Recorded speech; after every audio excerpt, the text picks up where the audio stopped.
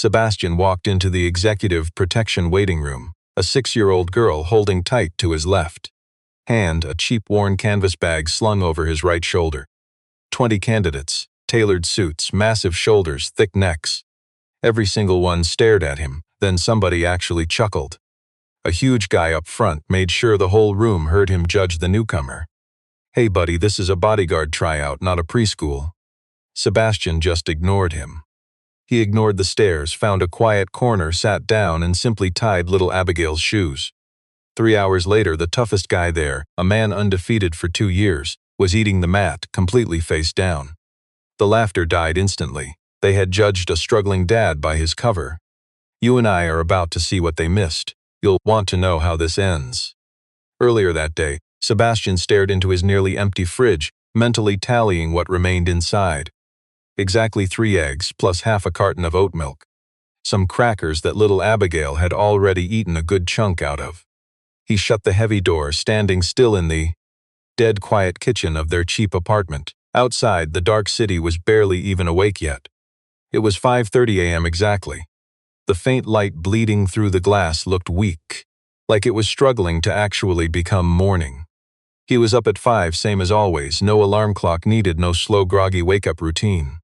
He snapped awake instantly. It was an old survival habit from a dangerous past life, still hardwired into his brain long after that chapter ended.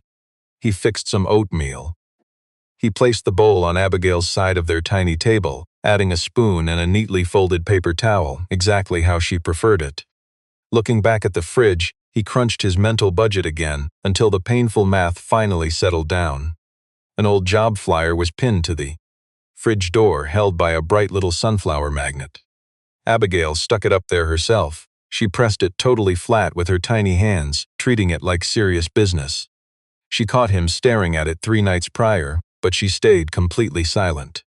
She just flattened the wrinkled edges and quietly went right back to her coloring book. The paper read, Voss Capital Private Wealth Personal.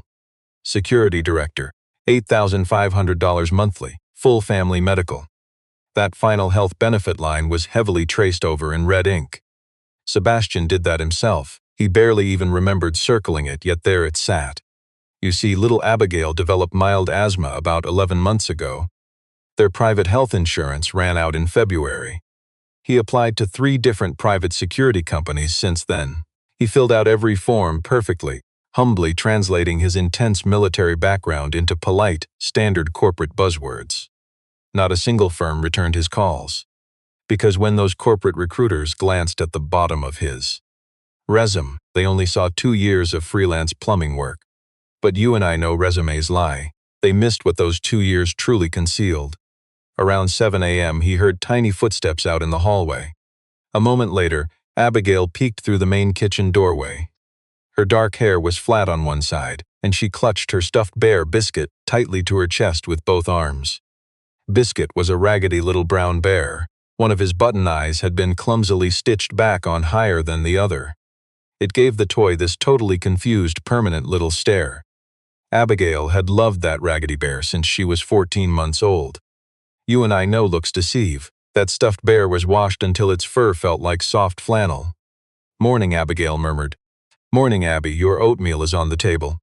The little girl climbed into her chair, pulling the bowl close. She ate carefully, with a quiet, methodical focus that often made Sebastian forget his daughter was only 6 years old. Right as she was halfway through her bowl, the telephone rang. Sebastian picked it up in the kitchen doorway. It was Abigail's morning sitter, a retired schoolteacher living 2 floors above them. Her voice was scratchy, coughing and apologizing before she even got to the actual point.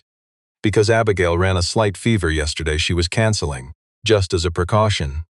Sebastian just stood there holding the phone after she hung up, staring quietly at the ceiling. Then, he grabbed Abigail's little backpack from the front door. He tucked her bear inside. He grabbed a small coloring book, sliding it next to the bear alongside some colored pencils wrapped in a rubber band. He zipped the pack and knelt down to tie Abigail's shoes, while she stood perfectly still, resting one hand lightly on his shoulder. "Where are we going?" she asked. "Dad has a tryout today." She thought about this carefully. "Are you going to win?" He pulled her shoelaces snug and looked right up at her. I am definitely going to try. She nodded, accepting that answer. Then she pulled the bear right back out of the bag, deciding she wanted to carry it herself.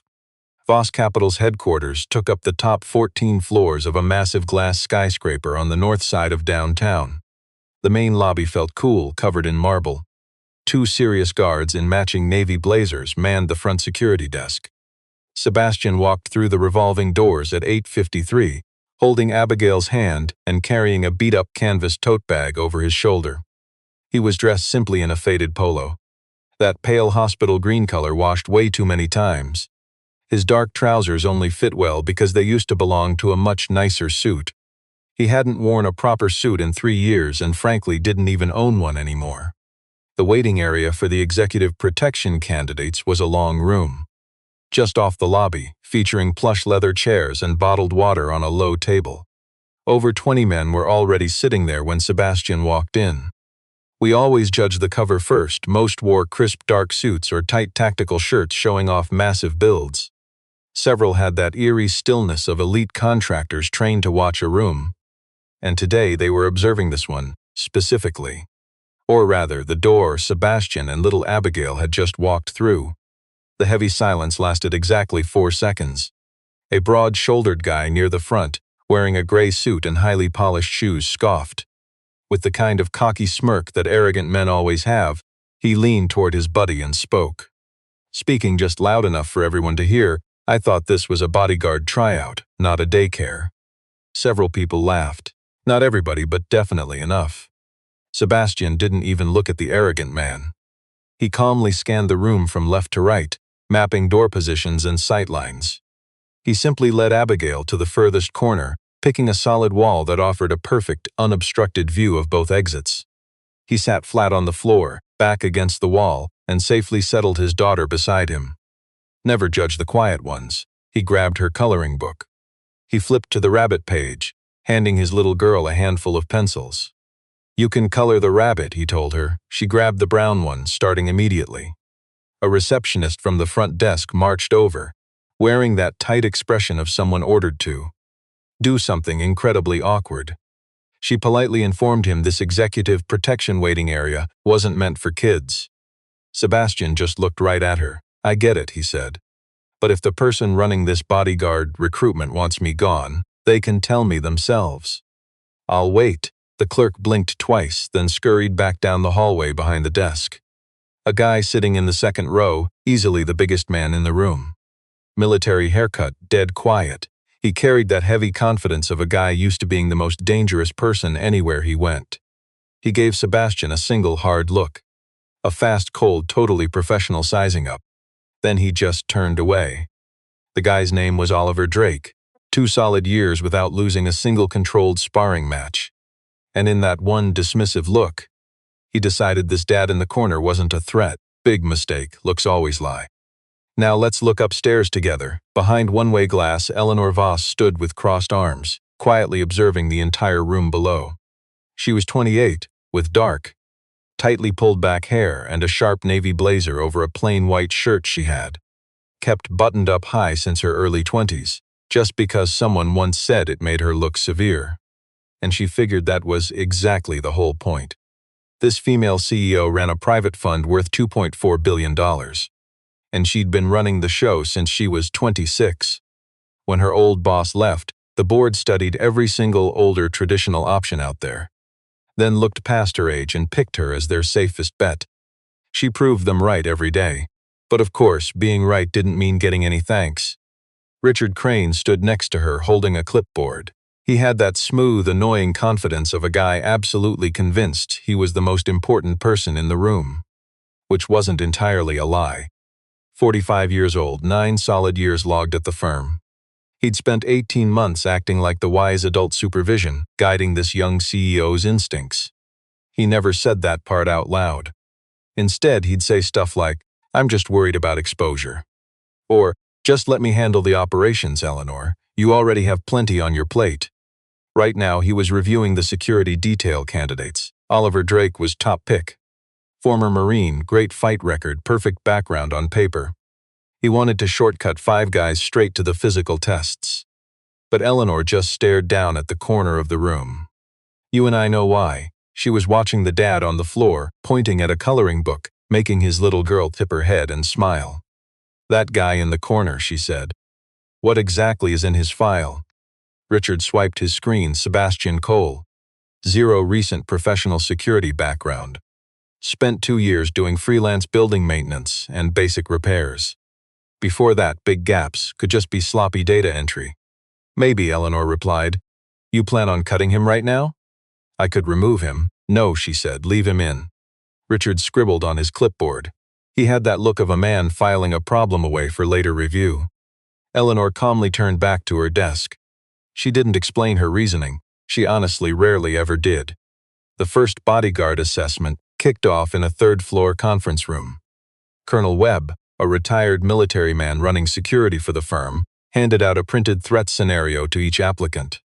A VIP leaving a hotel while 3 cars formed a moving blockade along the primary escape route. The eastern exit blocked 4 minutes. Write out your response. The room fell dead silent, save for pens scratching paper. Take Matthew Briggs, sharp gray suit, perfectly shined leather shoes. He scribbled fast and read his answer aloud when time stopped. It was correct, completely textbook. Delivered with the smug confidence of a guy who always aced every test and knew it. A few people nodded approvingly. Matthew soaked up their surface-level validation. Oliver Drake jotted down 6 quick lines, flipped his paper and waited. But Sebastian wrote. You and I know looks deceive. He finished his answer in 2 minutes, spending the rest sketching a tiny diagram in the corner. 3 angles, 2 backup spots, and notes on how wind shifts would mess with Eastern audio surveillance. He added a hidden variable. Did those blocking cars have commercial or private plates? And what that detail exposed about their coordination. Time was up. Colonel Webb gathered the written pages. He stopped cold at Sebastian's paper, reading it over twice. He set it face down and kept moving without a word, but he placed it slightly apart from the rest. Sebastian caught that detail. He didn't react. Meanwhile, little Abigail sat in a quiet side room with Grace Kim, Eleanor's top personal assistant. 27 years old, radiating the quiet power of someone who made themselves truly irreplaceable. Grace had kindly offered to watch the girl during the assessments. Abigail accepted the setup with surprising quiet gravity. She spread her crayons out on a low coffee table, starting a fresh page. After some time, she glanced up at Grace. Is my dad good at his job? She asked softly. Grace pondered the question carefully. I'm still finding out, she quietly said. Abigail just nodded once and returned to her colorful drawing. He is good at most things, she clarified softly. It wasn't a brag, just truth. The physical bodyguard trials hit the basement gym, sprints, timed pull-ups. 40-meter heavy load carries, plus a brutal reaction speed test on an electronic console. Sebastian took 6th place overall. The flashy Matthew Briggs grabbed 3rd. Oliver Drake secured 1st, and neither top scorer was even breathing hard by the finish. But let's look closer when that reaction console cycled through. Random lights flashed wildly across a board, forcing the recruit to smack the matching target pad. The quiet father scored exactly 0.19 seconds. The tech running the machine just stared blankly at the screen. Assuming a glitch, he reset the system, again 0.19 seconds. He noted the score without saying a word. He stared at that clipboard a second longer than you'd think was necessary. Matthew caught that hesitation. He glanced right at Sebastian across the room. Sebastian, meanwhile, was just walking over to the water station. Matthew stayed quiet, but his whole face shifted, like how the air pressure drops right before a major storm hits. The physical combat evaluation came last. Down in the basement gym, Colonel Webb outlined the rules while the 12 remaining bodyguard candidates formed a loose circle. The goal here was pure control, not damage. Contain and quickly neutralize a simulated physical threat. They scored you on technique, wasted movement, and total resolution time. Oliver Drake acted as the anchor for this protection assessment, cycling through each challenger. Oliver started with a guy named Torres. He lasted 38 seconds. Next, a former Secret Service agent hit 41 seconds, followed by a candidate named Pearson. Pearson tried a hip throw. Oliver reversed it in under 3 seconds, snapping on a wrist lock that made Pearson desperately tap twice. Fast before his knees even grazed the mat. You and I know that heavy silence. the whole room suddenly realizing they might have underestimated what they were walking into. Matthew Briggs went forth. He was genuinely very skilled. His footwork looked sharp, and he kept a very tight guard. Yet he only lasted 32 seconds before Oliver trapped his far arm and walked him down, straight to the mat, with the bored efficiency of someone just filing paperwork. Matthew scrambled up, quickly brushing the loose mat fibers off his suit. He glared around the room. You could literally see his massive ego trying to rebuild itself in real time. Then his eyes locked onto Sebastian. "Hey," he called out. That single word echoed across the quiet gym like a heavy shove. "Single dad, you are up next. Or do you need to run home and pick up your little kid first?" A few guys chuckled, definitely fewer than before. Sebastian calmly placed his water bottle down and stepped onto the mat. He took off his watch, a cheap plastic thing you'd find at a drugstore checkout. But he placed it in the corner with incredible care, because to him that little plastic watch was priceless. Then he just stood right in the center. Keeping his hands completely loose, he stared straight at Oliver Drake. Oliver moved in from Sebastian's right side, exactly where he always initiated contact. 6'2", 215 solid pounds. He moved with the smooth economy of someone who spoke the language of physical combat fluently. He reached for a rear collar tie. It's a smart entry that lets you gauge a person's resistance before committing to the takedown. His hands locked into position, and he waited to feel the panicked response. Sebastian's left shoulder simply dropped by a quarter inch. It wasn't a nervous flinch, it was a pure redirect. Oliver's trailing arm, the exact one he relied on for leverage, suddenly had absolutely zero leverage. The shoulder he tried pulling against had just vanished from its expected position. Inside that exact same motion, Sebastian's right hand clamped onto Oliver's elbow from a weird angle that completely bypassed the big man's muscle memory. He applied pressure at an angle that wasn't painful, but it was structurally absolute. Never judge move or something breaks. Oliver's fighting instinct drilled over thousands of grueling hours. It told him to rotate his core, drive forward, and throw his massive weight. He attacked, underestimated Sebastian allowed it. The quiet man let Oliver's momentum pull him right past his own center line. It seemed a minor concession but carried massive consequences, because once a giant like Oliver committed his weight forward and hit zero physical resistance, he was suddenly trapped exactly where he never intended to be. The quiet dad's foot swept, surprisingly gentle, just perfectly positioned exactly where the giant man collapsed.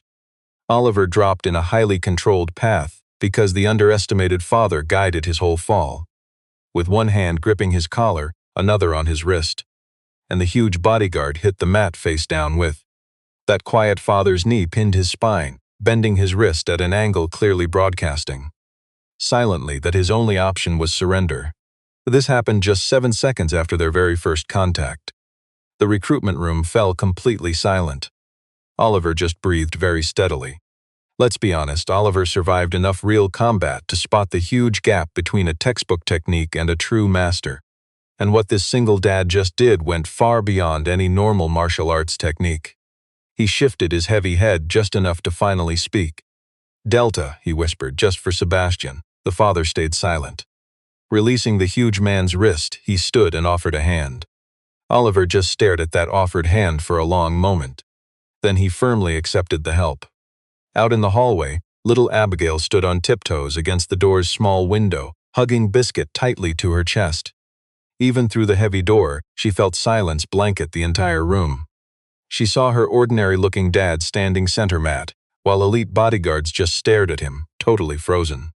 "He didn't lose," she whispered proudly.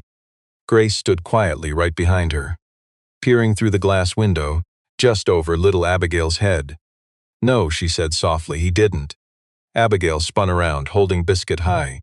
Biscuit knew, the sweet girl declared. 40 minutes later, on the 12th floor, CEO Eleanor Voss reviewed a completely different security file than the one Richard had originally opened. Her legal team ran a deep federal background check right after that. Insane reaction speed test, a standard protocol whenever an applicant's numbers shattered normal expectations. The shocking results they got were absolutely no simple typo. Instead, it triggered a massive clearance flag demanding an immediate secondary request. Eleanor personally signed that highly restricted secondary request herself. Sebastian Cole, Sergeant First Class. 1st Special Forces Operational Detachment Delta, 8 intense years served. 3 combat tours, 2 commendations, 1 highly classified black operation. Summary fully redacted, restricted only to personnel holding specific authorization. He voluntarily left the military just 6 weeks after losing his wife in a tragic car crash. Little Abigail was only 2 then. Eleanor reread his official departure reason twice. It simply read, family obligations, sole caregiver, minor child. She slowly laid the revealing file flat onto her desk and looked out the window. We both know, never judge a person's current situation. It was morning, but you and I know appearances deceive easily. Grace quickly appeared in the doorway. Grace said, he is waiting outside if you want to talk. Eleanor walked to the heavy door. Little Abigail slept there on the bench, hugging a bear, looking entirely out of place. Beside his sleeping daughter, Sebastian stood quietly. Most would judge and overlook him. Her cheek against her arm, the stuffed toy rising and falling with her breathing. But he refused to sit. He stood with his broad back angled just slightly toward the hall. His calm eyes made a slow automatic sweep of the corridor both ways. He showed absolutely zero tension, just the focus of a protector who stopped needing effort to stay dangerously alert. He spotted the executive before she even fully entered the doorway. He turned around. The powerful boss studied him closely. Then she finally asked, "Why did you apply for this job?" "Health coverage," he replied. "My daughter really needs the insurance." "The paycheck," he added, "covers the rest of our expenses." She stayed quiet for 3 seconds. In her corporate world, silence terrified people, but you and I know they constantly misjudge this quiet dad. Before she spoke, a sharp security tone sliced through the quiet floor. Not the regular fire alarm, but the private internal threat notification system. A low double chime that sounded twice and abruptly stopped. Grace appeared down the hall, rushing toward them at a fast walk. "A strange package just arrived on our floor," Grace said. "It skipped lobby security," she added. The lobby camera skipped 8 minutes. That average-looking father was already moving fast. He slid between Eleanor and the hallway before she even grasped the danger. "Do not touch it," he ordered. "Stand against the inside wall with no windows." He ordered, "Grace, tell security to lock the elevators right from the lobby. Send nobody up, keep them down below." Grace quickly pulled out her phone. Sebastian calmly walked toward the package resting at the junction. He examined it without any tools. Hands flat, he read its weight and geometry like a person reading a book. He studied it for 45 seconds. Then he carefully stepped back. "Not a bomb," he said. "Should I open it?" Eleanor nodded. Inside that padded envelope was a photograph. A picture of Eleanor leaving the building yesterday through the back doors. The creepy image was shot from ground level, taken from a spot safely inside the building's own security camera zone. Well, if those cameras had been pointing the right way. Hidden under the photo was a plain sheet with 4 typed words in the middle. It warned next time much closer. Right then, Richard Crane suddenly appeared in the corridor. "Let's examine him." He arrived from the stairs, jacket buttoned, his face expertly faking the concerned coworker look. Not overly panicked, just smooth enough, the exact look of a man who perfectly rehearsed this fake moment. "Eleanor," he smooth-talked, "I just heard the news. Are you okay?"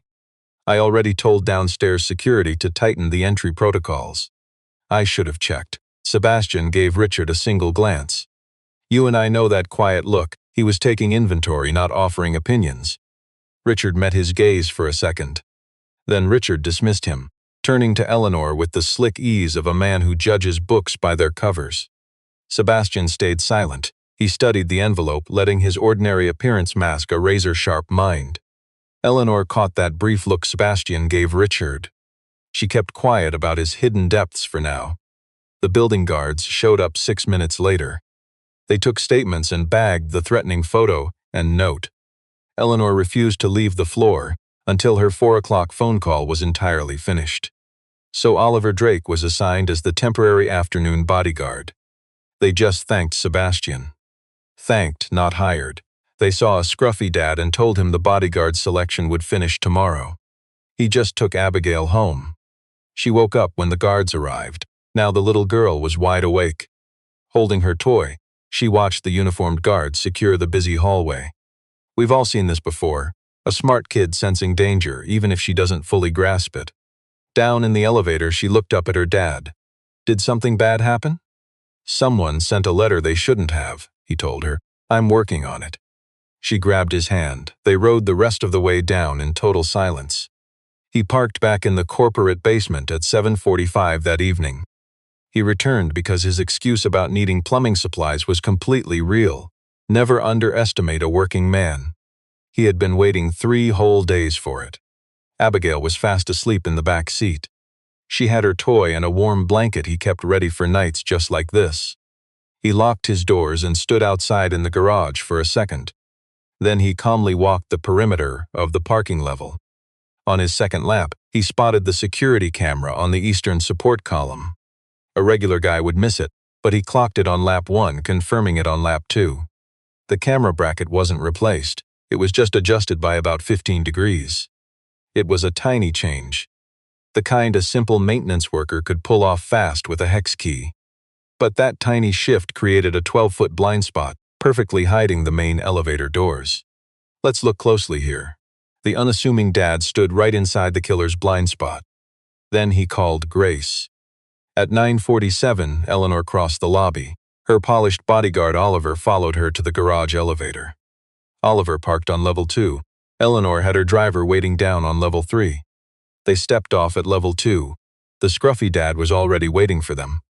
He leaned against concrete, arms folded, eyes locked on the dark end of the parking row. Oliver reacted instantly, long before he recognized the man. Oliver shifted his weight and reached for his weapon, fully committed until Sebastian raised an empty palm. No sudden moves, just open, it's me, he said quietly. Oliver dropped his hand, blowing out a heavy, tense breath. Cole, camera 4 was adjusted, the unassuming dad warned. Blind zone 12 feet across, starting right at the elevator. Eleanor studied this seemingly average father. How did you know to come back? The package, he said quietly. The camera log gap was 8 minutes. That's hardly enough time to actually adjust a security camera. Drop a package off and exit from street level. It was moved earlier. Someone with trusted access to this building did it. I needed to check it myself. She evaluated this unassuming man for a long moment. You aren't officially on the payroll yet. I know. From that blind edge, 2 men suddenly emerged, walking fast. Dark clothes, heavy caps pulled low. They moved with the terrifying certainty of professionals who knew exactly where their target waited. Oliver stepped forward. The seemingly average dad cut the angle. Oliver grabbed the first guy. Sebastian dropped the second. It ended in 11 seconds flat. Both attackers hit the pavement face down, their wrists pinned completely. When the uniformed security team rushed the stairwell door 40 seconds later, Sebastian and Oliver were both calmly standing. Eleanor had not shifted from the concrete wall. We often misjudge people. This dad secured her one-handed in a single fluid motion, completely precise and impersonal, like pulling a heavy door shut against a storm. She remained exactly where the quiet stranger put her. When he finally returned to her, she really looked at him. Her breath was steady, but her jaw locked tight, hands pressed flat against the concrete wall behind her, pushing into it the way someone grasps a solid object to remember what is real. The camera, she murmured. Yes. You caught that in one walkthrough. He stayed completely silent. That wasn't a question that needed an answer anymore. By the next morning, Grace filed a secondary records request for the parking garage maintenance access logs, sorted entirely by time of entry. That eastern column camera was adjusted at 5:12 p.m. using a digital key card, assigned to a facilities contractor added to the official building roster 11 days prior. The trusted executive, Richard Crane, signed that specific authorization himself. Eleanor told Grace to dig much deeper. It took Grace until late afternoon. The contractor's 3 payments, spread across 2 months, traced back to a Delaware holding company. That shell company shared a direct mailing address with a private fund that made 3 separate offers to buy out Voss Capital over 14 months. Eleanor firmly rejected all 3 offers. Richard Crane sat in the room for every negotiation. You and I know titles can deceive. Outside of Eleanor, only this trusted executive knew those rejected terms. They also discovered a recorded phone call on the shady contractor's device. 12 seconds. The voice belonged to Richard. The contractor's voice clearly verified the exact timing of the camera shift. Grace secured this audio record using the firm's internal investigation powers, which Eleanor officially signed 2 hours after the messy parking garage ambush. We learn appearances lie. It was clean, legal, and enough. Let's see how looks deceive. Eleanor called an emergency board session. Sebastian sat in the meeting room that morning. Eleanor invited him as a quote-unquote temporary security consultant. It was a completely fake job title, and they both knew it. He looked like nobody special, just sitting against the wall, while Richard presented a slick, professional-grade security review of the recent incident. Richard pointed out flaws in the lobby protocol. He suggested better visitor verification steps. He sounded like the ultimate expert, polished, composed, sounding exactly like a man you should trust blindly. At one point, Richard pitched a new camera layout for the parking garage. He casually dropped 3 industry standards. His logic seemed absolutely flawless, but Sebastian shook his head. It was barely a twitch, just a tiny shift of his chin so subtle that only Eleanor, sitting right at the head of the table with a perfect view of the wall, would catch it. She definitely saw it, once everyone else left. Eleanor shut the door and dropped a thick folder right in front of Sebastian. Not the security audit, but the raw financial records. "Tell me exactly what you noticed in there," she asked. The unassuming single dad paused for a brief moment. When someone already knows how a problem happened, they do not study the problem. He told her they study the people studying it. He watched faces, not the board. And during that camera proposal, Richard never actually glanced at the security diagram. He already had the answers. Eleanor stared down at the folder. "He has been here 9 years," she said. "That is a long time to wait." The executive meeting kicked off at 2 the next afternoon in the 14th floor boardroom. Richard Crane walked in wearing a sharp suit, looking incredibly composed. He looked like a guy who practiced this exact scenario 100 times, ready with the perfect cover story. He took a seat across from Eleanor and 2 directors.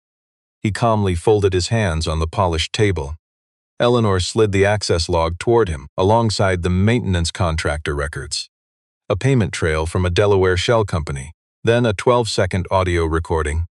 She dropped each piece of evidence in total silence, like dealing a hand of poker. Richard kept his perfect professional mask through the first file. It held strong through the second. By the third paper, that slick exterior was there, but he went dead still. Just like a fire freezes when the oxygen gets sucked right out of it. On the 4th, he finally stopped staring at the paper and looked at Eleanor. "This is circumstantial," he argued. "The call recording is not," Eleanor fired back. Richard went silent.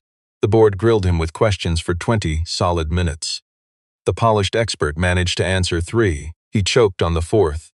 The board unanimously suspended his employment right there, pending a formal investigation. The legal team would handle the rest. The man who ran security had to surrender his own key card. Meanwhile, the unassuming father stood quietly outside those doors the entire time. He never went inside. Nobody even asked him to. When Eleanor finally stepped out into the quiet corridor, she stood there, dropping her guard. "You and I see it now. The slick professional was the threat. The quiet dad was the shield." "Done," she said. He gave a nod. She studied him closely. "You never even asked what was in his security file."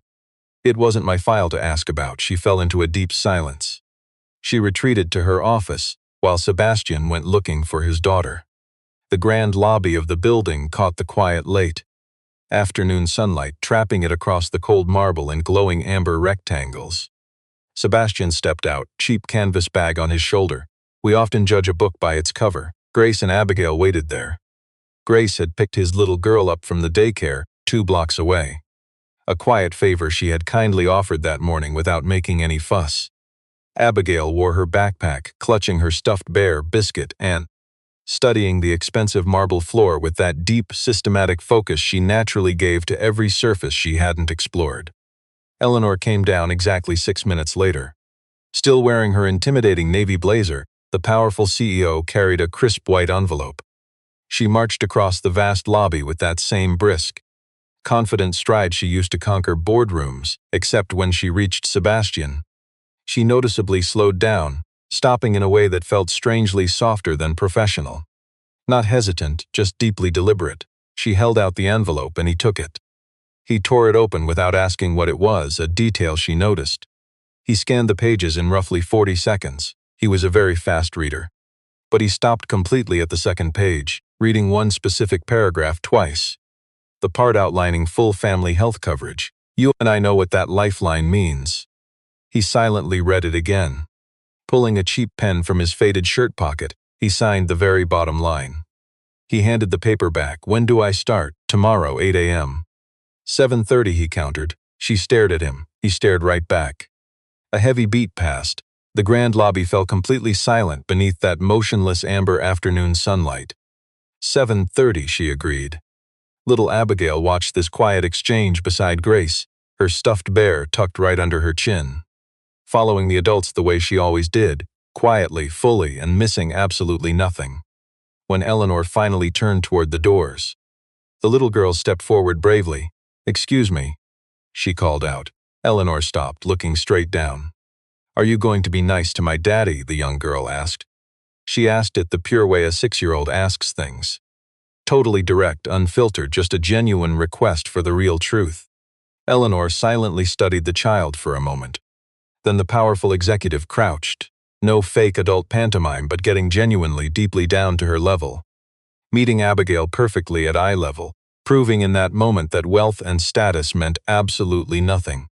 "I am trying to be," Eleanor admitted softly. "I'm still learning how." Abigail weighed that vulnerable answer with the deep seriousness it deserved. Then, slowly lifting Biscuit, she offered the worn stuffed bear outward with both hands. "You can hold Biscuit for a minute," she offered gently. "Biscuit always helps when things are hard." Eleanor gently took the bear. It rested in her powerful hands, small, worn, soft, its stitched eyes staring up with a permanent, silent question. Her fingers held it close. Sebastian looked away. You see, appearances deceive. He stood watching the spinning glass, seeing the busy city outside. At the traffic, the crowds, the completely ordinary rhythm of a normal Thursday afternoon. His jaw clenched once. He lingered there a moment, keeping his true emotions completely hidden from view. The CEO handed the stuffed bear back with gentle respect. "Exactly how you return something precious to someone. Thank you," she murmured. The little girl took her bear and nodded content. She stepped right up to Sebastian and grabbed his large hand. Eleanor stood there, really seeing them both under that warm amber glow for a long moment. 7:30, Sebastian repeated without turning. 7:30, Eleanor replied. Father and daughter walked through the spinning glass into the daylight. Just a father, his girl, a bear, and the sprawling city. The world outside simply did what it always does, it continued. The street looked exactly the same, but you and I know the real shift happened inside. The powerful executive stood completely still with her arms resting at her sides. She watched the glass panels slowly stop spinning from their exit, and she stayed rooted to that spot in no rush to leave. Sebastian Cole had walked right into that tall building at dawn, holding his little girl and carrying absolutely nothing to prove but the deep truth that never fits on any resume. That the true measure of a man is the quiet weight he carries.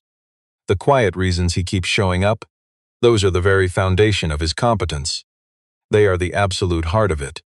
He spent 2 years happily unseen, carefully building a quiet, steady life from the scattered ashes of his past. Now one simple signature proved he could keep being a devoted dad while quietly taking on a massive new security role. To become someone's shield, to be the reason their morning goes perfectly. He had not yet explained the new job details to Abigail. He would probably explain it tonight. Over a bowl of oatmeal, while that stuffed bear sat on the table watching them both with a crooked, questioning button eye. She would likely give a serious nod, say something highly precise, and return to her spoon. That was just her way. He held her hand, walking toward the parking garage and the old Honda. Most see a worn car, but we know it's a safe ride home through the darkening city. Already shifting into evening. Already rolling toward tomorrow. It was 7:30.